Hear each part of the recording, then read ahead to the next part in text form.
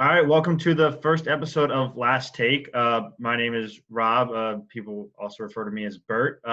This is my friend Nick. We started this show as pretty much just a place to talk about sports. Both of us love the late night talk show world, SNL, Tonight Show, and things like that. So we figured this would be a good place to do it.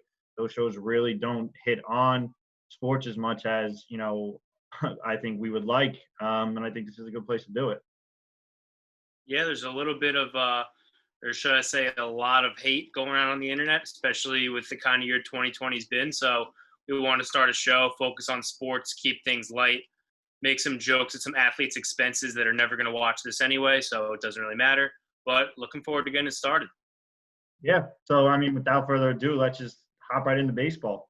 I think that's both of our strong suits. The Rays won the ALCS to advance to the World Series. Their payroll is literally next to nothing. It feels like one of those situations where those low-budget movies win like 17 Oscars. They ran through the entire American League, minus those 3 games that they went down to the Astros that came down to Game 7. But other than that, they looked amazing. Mm-hmm. Yeah, props to them. They may be a low-budget team, but they have the best pitching staff, I think, in all of baseball. Charlie Morton pitched great in Game 7. Seems like their entire bullpen is just an unlimited supply of guys who all throw 98-plus with a nasty secondary pitch. So that team is legit. Honestly, once they blew the 3-game lead, I did not think that they were going to win Game 7. But unlike the Red Sox in 2004, the Astros could not complete the comeback. Only other thing I want to touch on with the Rays is Randy Arozarena. I'm not buying for 1 second that this guy went from being a marginal MLB player to the second coming of David Ortiz by eating chicken and rice and doing 300 push-ups a day. There's absolutely no chance that that's all that it is. Oh, he's on steroids 100%. I'm not even trying to accuse the guy of steroids. I don't know what it is. I don't know if it's a Space Jam situation and he stole someone else's powers, maybe Aaron Judge's, considering he was pretty much invisible for the entire playoffs, as much as I love Aaron Judge. But this dude just came out of nowhere to become literally the most dominant hitter I've seen in a single postseason series in a long time. During quarantine, he put on the HGH-15. He put on 15 pounds from eating chicken and rice and doing 300 push-ups. I'm going to go with a hard no on that one. He put on – I think I've put on 15 pounds of muscle in, my entire life. I think that would be a solid guess. I don't think I have 15 pounds of muscle in me right now. Might be a better athlete than us, though. Maybe. I think we can call it even. Minus if you take away his steroids, that he absolutely did. It's a tough sample. But in that series, people were calling the Astros underdogs. For cheating. They're underdogs in the same way that Tiger Woods is an underdog to get married again. They both cheated. It's not going to happen. Yeah, no.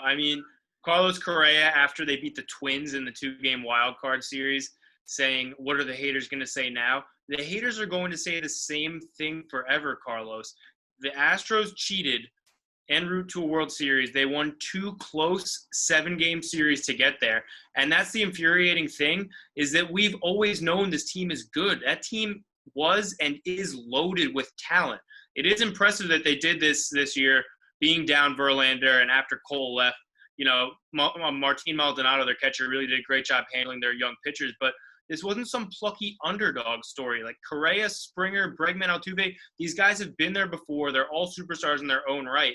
Just because now they're not cheating and banging on trash cans doesn't mean I forgive them for what they did. I respect their abilities. I respect their characters 0% more than I ever did. Yeah, if you're trying to pitch to me that you're an underdog because you can't cheat anymore, I'm not going to buy that one. But, it would have been cool to see the Astros-Dodgers getting a rematch of that 2017 World Series where they supposedly cheated. But good for the Dodgers transitioning that they were able to come back from 3-1. And, I just feel absolutely horrible for Atlanta. Some horrendous person in history must have been a massive Atlanta sports fan because they just have the worst curse on them in history. Yeah, somewhere down the line, someone sold their soul. Maybe it was 2 Chainz. I know he's an Atlanta guy. Might have been, saying, for the rest of my lifetime, no one in Atlanta will win anything if I get a successful rap career. So that could be it. I don't know what happened, but between the Falcons and them, the good thing, if you're looking at the Braves' perspective, is that team is loaded with young talent. Ronald Acuna Jr. had a bad series, but that guy's a stud. Ian Anderson really came on strong this year. So I think the Braves are here to stay. The bigger story in this one is the Dodgers. I mean, when they went down 2-0, you're hearing a lot of the same Dodgers choke. Because, this is a team that hasn't gotten it done for the last several years. I feel like it's been a decade that they've been winning the NL West and nothing's come to fruition for them. And I felt really good, especially for Cody Bellinger, a guy who has notoriously struggled in the postseason, to not only hit the game-winning home run, but have probably the best bat flip we've seen since Jose Bautista. Oh, my God. That was literally probably the coolest bat flip I've seen. He started walking. I thought he was literally going to walk around the entire base path. Like someone who's like an action guy walking away from a car that was exploding. It was honestly the coolest thing ever. But then he got hurt coming off the celebration. If you're going to critique it, you can't get hurt on that. And luckily it wasn't bad enough where he was going to stay in the game. I'm shocked because Judge and Stan and a bunch of Yankees, they do that same celebration on home runs. The fact that none of them have hurt his shoulder doing that before Bellinger did it, unreal. But that everybody's grandpa was teeing up that's why you don't celebrate, because he got hurt there. But good for him, honestly. Good for the Dodgers. I think that they are the best team in the National League, and the Rays this year are the best team in the American League. So we're really getting the true best of baseball matchup in the World Series.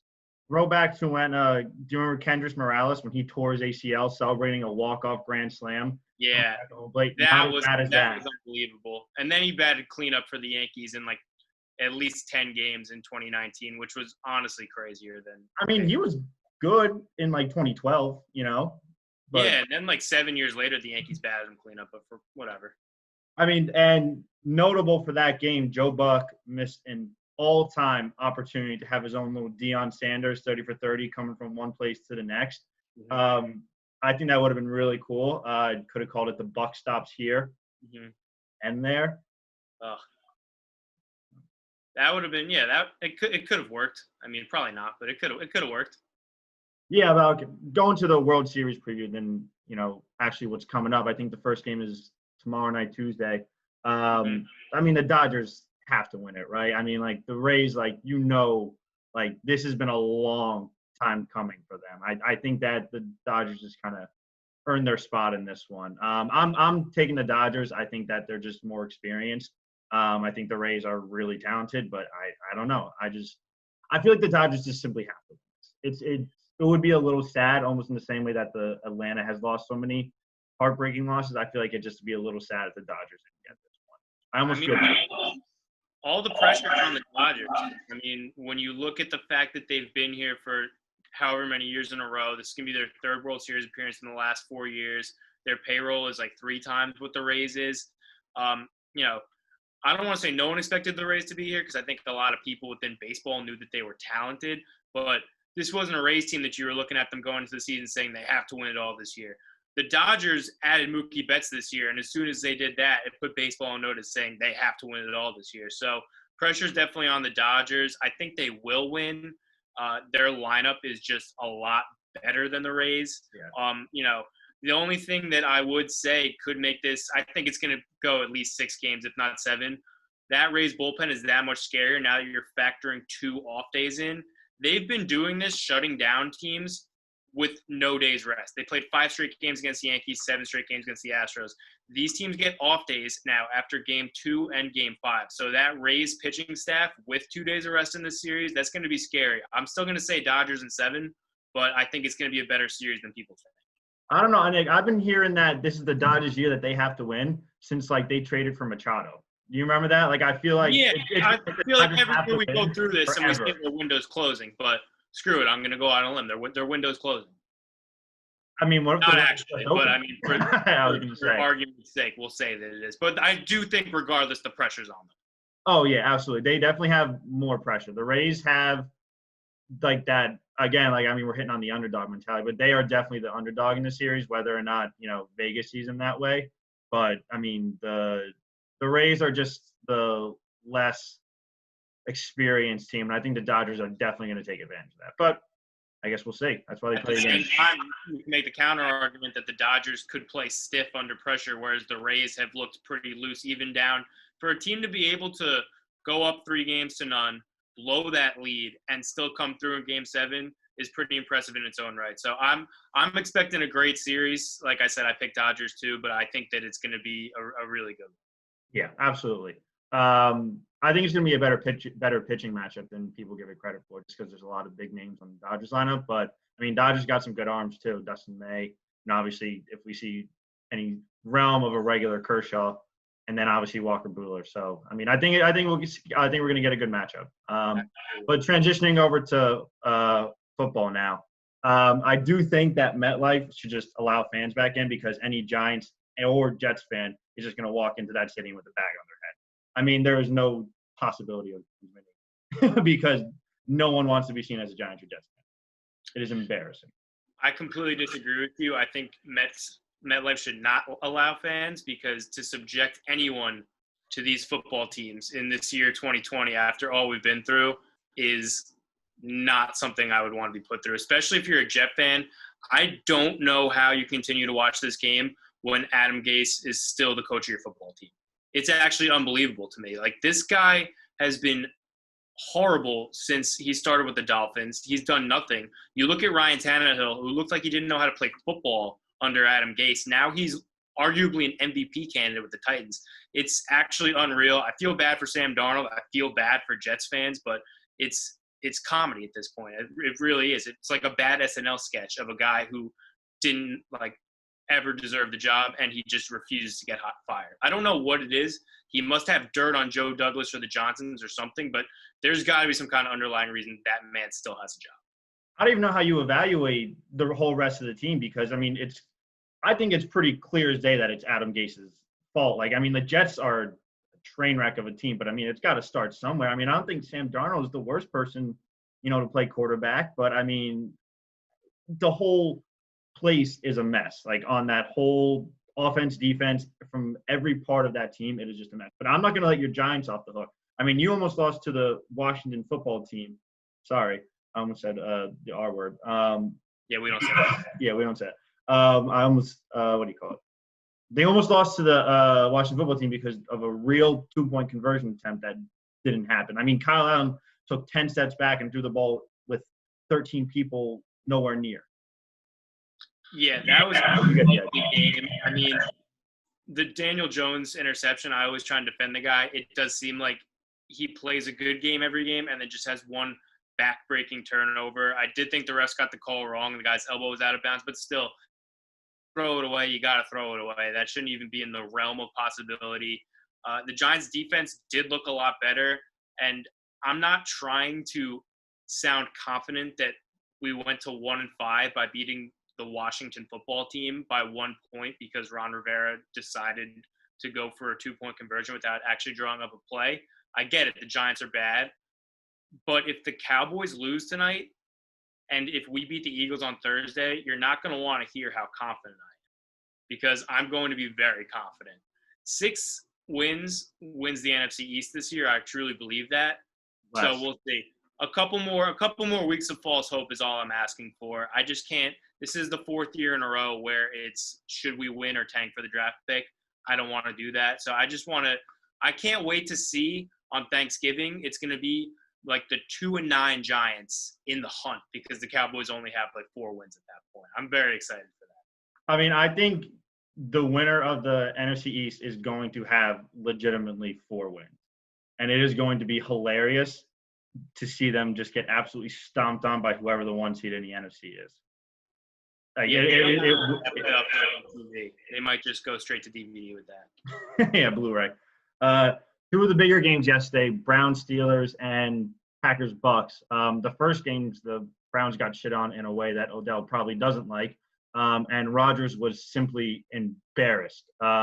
Seconds after they were showing all that crazy Rodgers MVP hype, he literally threw a pick six, and I thought that was just a divine interception. Yeah, it was pretty ironic.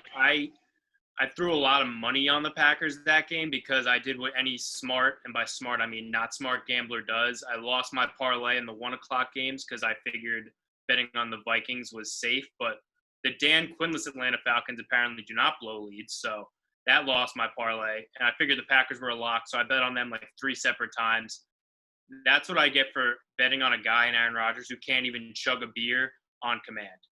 If you're the quarterback of a football team and you can't chug a beer when you're sitting courtside at a Bucs game, then I don't know why I ever bet money on you. It was just a big mistake on my part. I don't care that he's won multiple MVPs, a Super Bowl, whatever. He's a loser. He's a loser in my mind because he can't chug a beer. That's something I can do that Aaron Rodgers can't. Yeah, I think that's something that the MVP people take into consideration, as they should. Yeah, the writers definitely look at that. Yeah. Oh, yeah. 100%. So moving over to college football, I definitely think people need to relax a little bit about Nick Saban being on the sideline and coaching that game.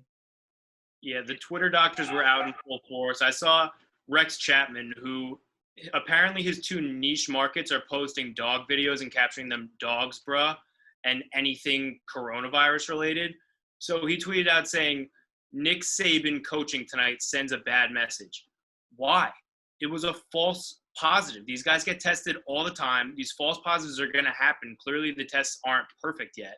If the guy had COVID and just tested a bunch of times to get the results that he wanted, that's fine. He tested negative 5 times in a row. He clearly didn't have the virus. Like, it just is what it is. Like, that's your takeaway, that sends a bad message, not the fact that this guy gets paid millions of dollars a year to coach probably unpaid players, or at least officially unpaid players, to play a game that's going to give them CTE. Like, that's your takeaway. Nick Saban shouldn't be coaching a football game. It's unbelievable the lengths that these Twitter doctors take to act like they know better than the actual medical doctors who are treating this guy. Oh, I mean, Twitter's always right, though. Yeah, well, that's the thing. On the internet, it's not if you're the smartest. It's just if you say it the loudest. And if you tweet it the most times. If it's trending, it's right. Exactly. If it's trending, it's true. Fact. All right, this show is not free to make. We don't work for free, so we got a couple ad reads. Got to shout out our sponsors. Do you hate the cold? Are you a New York sports fan? You know what place is warm and doesn't have the Jets, Mets, or Knicks? Tampa Bay. We just won the Stanley Cup, and the Rays are in the World Series. Rob Gronkowski also doesn't hate it here. He doesn't like it, but he definitely doesn't hate it.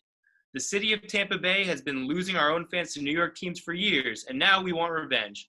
So use code PLEASE for 20% off all Tampa sports gear and say goodnight to New York and, oh shit, it's actually pretty humid, to Tampa Bay. Thanks, Tampa. Did you see Dak Prescott's ankle last Sunday? Are you a Braves fan that can't take another comeback? Well, look no further than J.R. Smith's short-term memory loss crash. If you see anything unpleasant in your sports viewing, just take a puff of this and you'll forget it ever happened. It's not weed. Hey guys, do you have trouble lasting long in bed? Are you nervous of disappointing your girlfriend? Or does she say her SoulCycle instructor's name while she's in bed with you? If you can actually have a girl to be interested in you, unlike the 2 hosts of this show, seems like a little bit of an unnecessary shot to screen these before we, whatever. Then Roman is here to help.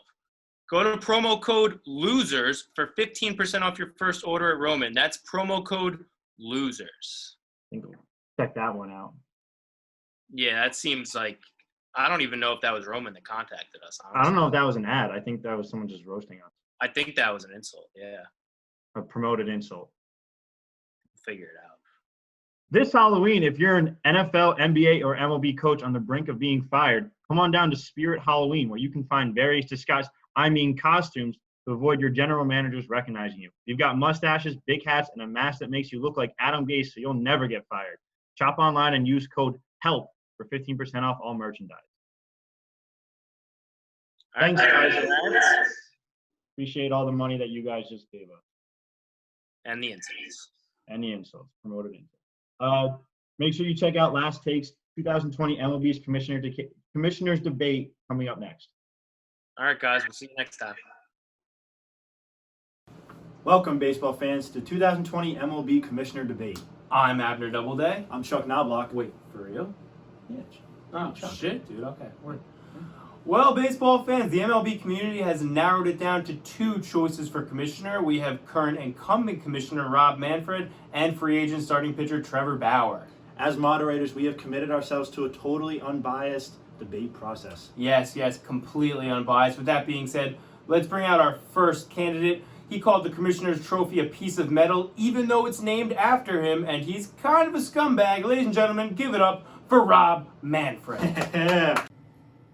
First off, this whole being the commissioner thing is not something that anyone votes for. Now let's welcome the richest man to leave Ohio since LeBron James, both times, Trevor Bauer. Excited to be here, fellas. Rob, good to see you, buddy. My first question here is for the big man. Commissioner Manfred, what do you say to the voters who claim that you mishandled the entire Houston Astros cheating scandal? This whole debate is just a little ridiculous. That's all your time. Thank you. Mr. Trevor Bauer, how would you have handled the Astros situation? Please note, you can actually use logic here. First off, giving immunity to the players was just wrong. And then to come out and say that their punishment is public shame? What is this, Game of Thrones? On top of that, the first pitcher that throws a ball anywhere near an Astro is suspended for 8 games out of a 60-game season? It's ridiculous. The entire thing was botched from the start. If that was me, I would have suspended the players, fined them, docked the Astros draft picks, and made them all wear garbage man suits on the field this season. Trevor, I think you touched on a lot of important points there. My next question is for Robbie again. When it came to negotiating with the players for the 2020 season, what the hell took you guys so long? Well, we wanted both the players and the owners to be happy while still being able to optimize safety. When there's a lot of money at stake, that can be very difficult. Cy Young candidate Trevor Bauer, same question. Would you say Manfred stalled? Oh yeah, big time stalled. Yeah, you stalled, bro. The entire room's in agreement. Why did you do that? Well, it comes down to... Yeah, that's enough, thank you. As unbiased moderators, Mr. Bauer, can you tell us how you're already doing a better job of running baseball than Ryan Manfred? I believe that baseball should be about the players. I mean, just look at the NBA. Steph Curry makes a 35-foot jump shot. That thing's on ESPN 5 seconds later and on Twitter getting retweeted like crazy. But baseball? Mike Trout makes an unbelievable catch to rob a home run. Angels fans go online. They can't even find that thing the next day. You got to let people share our clips on social media. Let players be who they want to be on social media. Let them wear what cleats they want, whatever. Just let players be themselves, and I promise the game will grow itself. Rob, are you writing any of this down? This wasn't a rhetorical question. Get a pen and paper or something. It doesn't matter. Next question. Where do both of you stand on potentially shortening the season from 162 games moving forward? Rob, we'll go to you first. Well, the league has to turn profits, so that means that we would have less regular season games and more postseason games. But you've said cutting off regular season games would mean less money for the players. That's correct. But what about love? I'm sorry, what? The love of the game. You know, if you guys, really love the game, you won't care how much you get paid. That's just an excuse to make players seem greedy. Is it our fault that we love what we do, that we get to play a game for a living? The bottom line is we only have a certain amount of years to make our living in baseball. It's up to us to make sure we're getting paid a fair rate, just like anyone in any other job. Final question, Rob. Why does MLB black out games? Why do we black out games? That's simple. It's because Since Rob Manfred has ran off the stage, that ends our debate. Ladies and gentlemen, by the power vested in me by my week-long free trial to ESPN+, I hereby name Trevor Bauer the new commissioner of Major League Baseball. Go off, King.